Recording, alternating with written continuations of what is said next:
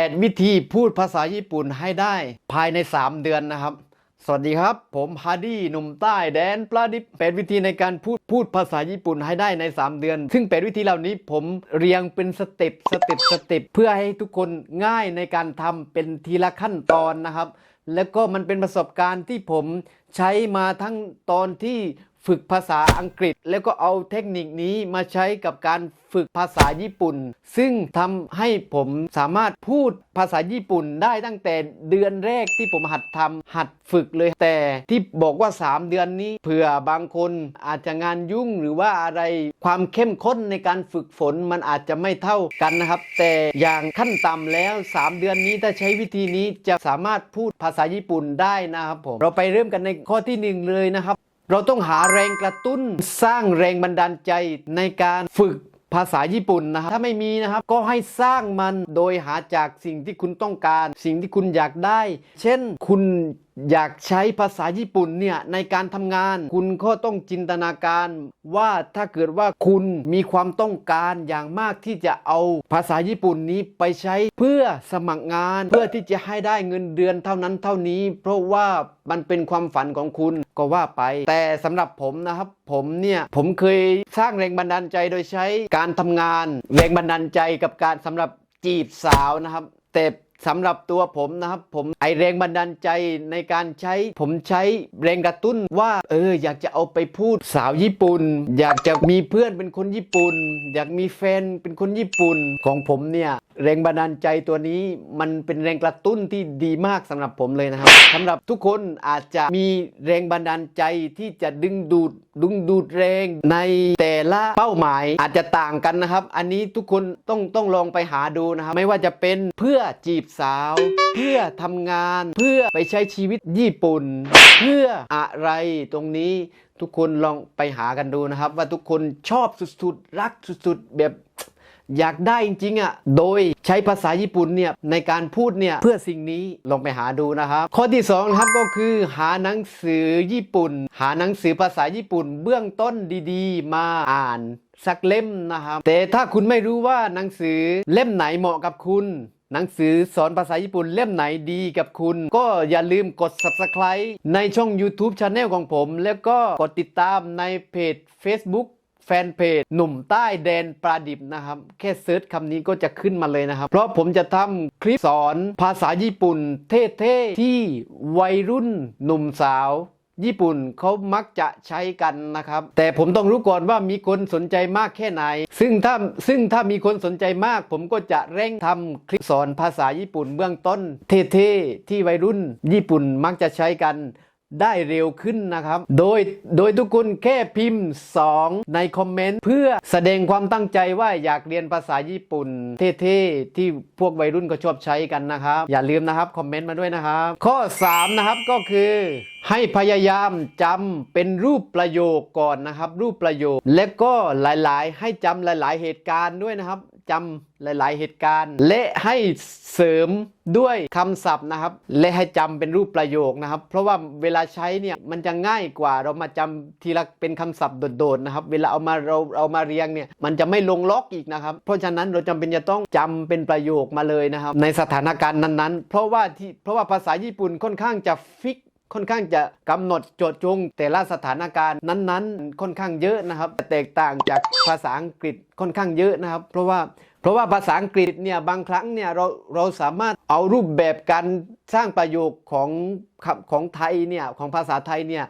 มาสร้างเป็นภาษาอังกฤษได้นะครับแต่ของญี่ปุ่นมันจะไม่ใช่นะครับมันจะอีกรูปแบบหนึ่งเราจะต้องมาดูว่าจังหวะนี้ประโยคในกรณีนี้ญี่ปุ่นก็พูดอย่างไรต้องเป็นแบบนี้อีกครับมันก็มีเหมือนกันนะครับที่เราสามารถจินตนาการสร้างประโยคของเราได้แต่ส่วนมากเขาจะกำหนดแต่ละสถานการณ์ว่าพูดแบบไหนมาแล้วนะครับนะครับสู้ๆนะครับไม่ยากครับไม่ยากง่ายครับผมอย่ารีบเปลี่ยนไปไหนนะครับเพราะว่าจากข้อ1ถึงข้อ8เนี่ยมันจะเชื่อมโยงต่อเนื่องกันนะครับเพราะว่าถ้าเกิดว่าคุณรีบตัดตรงนี้แล้วก็ไปดูช่องอื่นเนี่ยมันจะทำให้ข้อมูลที่คุณได้รับเนี่ยมันจะคลาดเคลื่อนนะครับมันจะต้องไปใช้ต่อกันเหมือนจิ๊กซอว์จากข้อที่1จนถึงข้อที่8เลยนะครับถึงจะสมบูรณ์ถึงจะพูดได้ใน3 เดือนอย่างที่ผมการันตีเอาไว้นะครับ ข้อที่4นะครับให้พยายามใช้ความคิดหมกมุ่นอยู่กับสิ่งนี้นะครับคือภาษาญี่ปุ่นเนี่ยครับโดยให้ตั้งข้อสงสัยว่าถ้าอารมณ์ประมาณนี้ถ้าเราความคิดแบบนี้ถ้าเราจะพูดแบบนี้เราจะพูดว่าอย่างไรให้ตั้งข้อสงสัยไว้นะครับหรือว่าเวลาดูหนังญี่ปุ่นหรือว่าเป็นหนังอะไรก็ได้ถ้าเกิดว่าเราเห็นเขาพูดมาแบบนี้แล้วให้เราคิดว่าถ้าเกิดว่าเป็นภาษาญี่ปุ่นเนี่ยเขาจะพูดอย่างไรแต่ถ้าให้ดีเลยนะครับเราไปดูหนังซีรีส์ญี่ปุ่นบ่อยๆก็ดีเหมือนกันนะครับที่มีซับเป็นภาษาไทยจะเป็นการฝึกฝนที่ดีเลยครับดูซ้ำไปซ้ำมาก็สามารถทำให้เราพูดคล่องได้เหมือนกันนะครับแต่เราจะต้องคิดเอาไว้ด้วยนะครับว่าถ้าเกิดว่าเป็นไม่ว่าสถานการณ์ไหนต่อให้เราไม่ดูทีวีต่อมาให้เราไม่ดูซีรีส์ก็แล้วแต่เวลาเราไปเจอในสถานการณ์หนึ่งสถานการณ์ใดถ้าเกิดว่าถ้าจะต้องพูดเป็นภาษาญี่ปุ่นเนี่ยเราจะต้องพูดอย่างไรนี้ให้มีความคิดที่หมกมุ่นอยู่กับสิ่งนี้นะครับข้อ5ครับผมข้อ5ก็คือให้พยายามฟังเพลงญี่ปุ่นเพลงภาษาญี่ปุ่นนะครับเพลงที่ช้าๆจังหวะช้าๆแบบสามารถเข้าใจได้ง่ายนะแล้วก็อย่าไปฟังเพลงเร็วนะครับเพราะว่าเพลงเร็วเนี่ยไม่ได้ใช้สำหรับการฝึกฝนนะครับอันนี้เพื่อการฝึกฝนภาษาญี่ปุ่นนี่ต้องฟังเพลงช้าๆนะครับแล้วก็ให้เราตีความหมายว่าไอ้คำพูดเนี่ยไอ้คำเนี้ยมันแปลว่าอะไรมันมีความหมายว่ายังไงให้เราตีความหมายออกมานะครับในสมองแล้วก็ถ้าเกิดว่าเราได้ยินคำไหนไม่เข้าใจประโยคไหนไม่เข้าใจจดเอาไว้เลยครับจดเอาไว้แล้วก็ให้เอามาถามผมหรือว่าถามคนที่รู้ภาษาญี่ปุ่นก็ได้นะครับคุณสามารถคอมเมนต์มาหาผมได้ตลอดนะครับเกี่ยวกับเรื่องนี้ถ้าเกิดว่าไม่รู้คำไหนหรืออยากให้ผมช่วยแปลคำไหนให้นะครับสำหรับการใช้ภาษาญี่ปุ่นเบื้องต้นนะครับเพราะว่าถ้าผ่านเบื้องต้นไปแล้วคุณก็ไประดับกลางระดับสูงก็อยู่ที่การฝึกฝนของคุณในสเต็ปต่อไปแค่นั้นเองครับแรกๆต้องเริ่มจากเบื้องต้นก่อนนะครับข้อ6นะครับนำสิ่งที่คุณฝึกฝนมาเนี่ยเอาไปพูดครับผมถ้าเกิดว่าคุณเที่ยวอ่านเที่ยวคิดอยู่อย่างเดียวในสมองเนี่ยเวลาเอาไปพูดเนี่ยมันจะแตกต่างกันนะครับเวลาในสมองที่คุณคิดเนี่ยคุณคิดออกมาปลัวเลยใช่ไหมครับแต่เวลาคุณพูดเนี่ยมันจะติดขัดนะครับเพราะฉะนั้นคุณจะต้องพูดออกไปด้วยนะครับต้องไปหาโอกาสเพื่อที่จะพูดสิ่งที่คุณเรียนรู้มาด้วยนะครับและไม่ต้องอายครับว่าคุณจะผิดพลาดหรือว่ากลัวเขาจะหัวเราะถ้าเกิดว่าคุณพูดผิดคุณก็ทำมันเป็นเรื่องตลกไปอย่าทำไปซีเรียสจริงจังโอ้ยเสียฟอร์มแล้วอย่านะครับเพราะว่าถ้าเกิดว่าฟอร์มสูงเกินเนี่ยมันจะทำให้เราเรียนภาษาได้ช้ากว่าคนที่ไม่แคร์เรื่องนี้นะครับและอีกอย่างหนึ่งเพื่อเราจะได้แก้ไขข้อผิดพลาดเพื่อเราจะได้หาจุดอ่อนของเราว่าเรามีตรงไหนที่จำเป็นจะต้องแก้ไขจำเป็นจะต้องปรับปรุงทำให้เรารู้ตัวทำให้เราไปได้เร็วกว่าคนทั่วไปที่เรียนอย่างเดียวและไม่พูดนะครับข้อ7นะครับก็คือท่องจำให้ได้อาทิตย์ละ10คำนะครับหรือว่าน้อยกว่านี้10คำนะครับ10คำหรือว่าน้อยกว่านี้ก็ได้สำหรับคนที่ใหม่ๆอยู่นะครับแต่อาทิตย์หนึ่ง10คำนี่ก็เฉลี่ยวันหนึ่งวันละคำแล้วนะครับแต่ไม่ใช่ว่าอาทิตย์หนึ่ง10คำแล้วก็ยังจำได้ไม่แม่นทีแล้วคุณไปต่ออีก10คำใหม่แบบนี้ก็ไม่ใช่แนวที่ผมใช้อยู่นะครับของผมคือ10คำเนี้ยอาทิตย์หนึ่งจำแม่นนะครับถ้าจำไม่แม่นเนี่ยก็ต้องต่อไปอีกอาทิตย์หนึ่งแต่เพราะว่าผม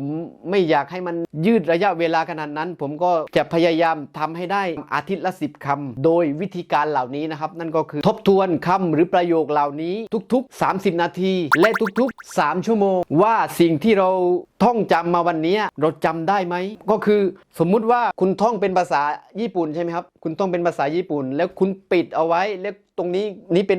เป็นความหมายภาษาไทยพอคุณดูความหมายภาษาไทยเนี่ยคุณก็ต้องรู้ให้ได้ปุ๊บเลยว่าถ้าภาษาไทยคำนี้ภาษาญี่ปุ่นพูดว่าอย่างไรภาษาไทยคำนี้ภาษาญี่ปุ่นพูดว่าอย่างไรแล้วก็สลับกันพอทีนี้ถ้าเกิดว่าภาษาญี่ปุ่นคำนี้ภาษาไทยออกเสียงหมายความว่าอย่างไรภาษาญี่ปุ่นคำนี้ภาษาไทยเนี่ยในเสี้ยววินาทีต้องคิดให้ได้ว่าต้องออกมาปิ๊งเลยว่าภาษาไทยตรงนี้แปลว่าอะไรถ้าพูดภาษาญี่ปุ่นคำนี้เพื่อเวลาใช้ไปเราเอาไปพูดจริงๆมันต้องการแค่เสี้ยววินาทีเองที่เราต้องดึงข้อมูลเหล่านี้มาใช้ในสมองนะครับเพราะฉะนั้นเราจำเป็นจะต้องฝึกฝนทบทวนอยู่ตลอดเวลานะครับถึงแม้ว่าในเดือนแรกไอ้หลาย10คำที่คุณจำได้แต่พอ1เดือน2เดือนผ่านไป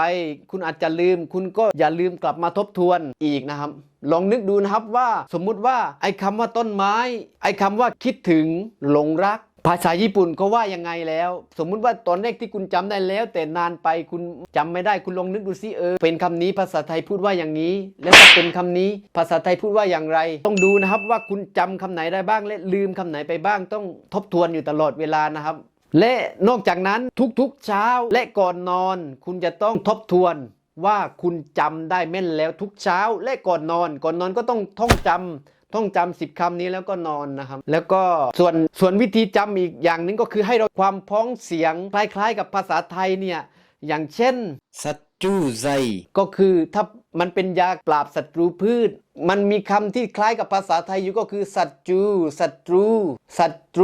เข้าใจไหมครับให้เราเอาจังหวะนี้มาพ้องกับภาษาไทยเพื่อเป็นหลักในการจำนะครับนี่ทริคนิดหนึ่งนะครับไซในภาษาญี่ปุ่นเกี่ยวกับน้ำยาเกี่ยวกับสารเคมีอะไรพวกนี้ครับถ้าเอามาต่อข้างหลังก็เป็นน้ำยาปราบศัตรูพืชโอเคนะครับแล้วก็ถ้าเกิดว่าในคำไหน